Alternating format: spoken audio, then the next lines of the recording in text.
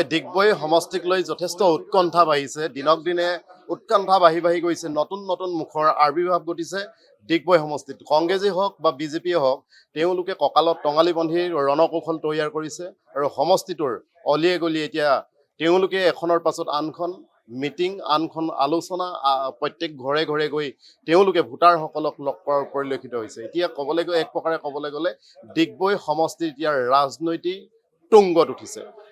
কংগ্ৰেছৰ পৰা প্ৰাৰ্থীৰ সম্ভাৱ্য দাবীদাৰসকল আছে, আমি তেওঁলোকৰ সৈতে কথা পাতিবলৈ চেষ্টা কৰিম। ডিগবৈ সমষ্টি যথেষ্ট এটা ঐতিহাসিক সমষ্টি। ইতিহাসৰ ইয়াৰ পৃষ্ঠাত খুচৰি চালে যিহেতু ডিগবৈ নামটো পোৱা যায়, তেলৰ কাৰণে বিখ্যাত, এছিয়া মহাদেশৰ ভিতৰত পোনপ্ৰথমে ওলাইছিল আৰু সেই সমষ্টিটোত আপুনি প্ৰতিদ্বন্দ্বিতা আগবঢ়াবলৈ গৈ আছে।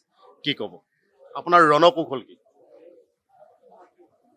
ধন্যবাদ। আপোনালোকৰ চেনেলকে প্ৰথমতে নতুন বছৰ শুভেচ্ছা জনাইছোঁ। হয়, ডিগবৈ সমষ্টিত প্ৰতিদ্বন্দ্বিতা কৰিম বুলি ভাবিছোঁ। দলে যদি টিকেটো দিয়ে আৰু জিকিম। এসময়ত দেখা পোৱা গৈছিল আপোনাৰ নেতৃত্বত তিনিচুকীয়া জিলাখনত বিজেপিৰ যিটো আচলতে ঢৌ, বিজেপিৰ যিটো গতি লাভ কৰিছিল। বিজেপিক আপুনি নেতৃত্ব কৰিছিল, আপুনি জিলাখনৰ সভাপতি আছিল। কা আন্দোলনৰ সময়ত আপোনাৰ দাঁত পৰ্যন্ত আত্মবলিদান দিয়াৰ পাছত আপুনি বিজেপি এৰি কংগ্ৰেছ কিয় কৰিবলগীয়া হ'ল? সেইটোৱে কথা, আপুনি কৈয়ে গ'ল।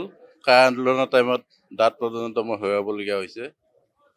গোল মোক পিটিছে। গতিকে তেনেকুৱা এটা দল, বিজেপি দল, নীতি আদৰ্শ নমনা দল। গতিকে এই নীতি আদৰ্শ বেয়া পাই পেলাই মই গৌৰৱ গগৈ ডাঙৰীয়া নীতি আদৰ্শ ভাল পাই পেলাই মই কংগ্ৰেছত যোগদান কৰিছোঁ। আপুনিতো এটা সময়ত অসম গণ পৰিষদতো নেতৃত্ব দিছিল। মাৰ্ঘেৰিটা বিধানসভা সমষ্টিৰ পৰা আপুনি নিৰ্বাচনো খেলিছিল। হয়, খেলিছিলোঁ 96ত SGPৰ পৰা। কংগ্ৰেছৰ আচলতে যিজন প্ৰাক্তন মুখ্যমন্ত্ৰী, তেওঁৰ লগতো প্ৰতিদ্বন্দ্বিতা আগবঢ়াইছে। হয়, প্ৰায়ত মুখ্যমন্ত্ৰী তৰুণ গগৈ ডাঙৰীয়াৰ লগত প্ৰতিদ্বন্দ্বিতা কৰিছিলোঁ। এতিয়া আপোনাৰ ভোটাৰসকল কংগ্ৰেছৰ প্ৰতি কিয় ধাৱমান হ'ব বুলি ভাবে?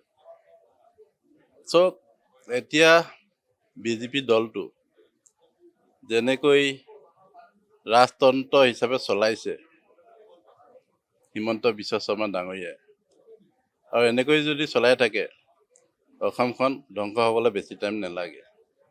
গতিকে আমি জাতি মাটি বেটি ৰক্ষা কৰিবৰ কাৰণেই বিজেপি দলটো এৰি পেলাই কংগ্ৰেছ দলত যোগদান কৰিছোঁ। আপোনাৰ প্ৰতিদ্বন্দ্বী কোন হ'ব? সেইটো মই নাজানো। বিজেপি হ'ব? বিজেপিয়ে হ'ব, কিন্তু কাক টিকেট দিয়ে সেইটো মই নাজানো। যোনে নহওক, সেইটো যদি দলে মোক টিকেট দিয়ে ৰেডি হৈ আছোঁ।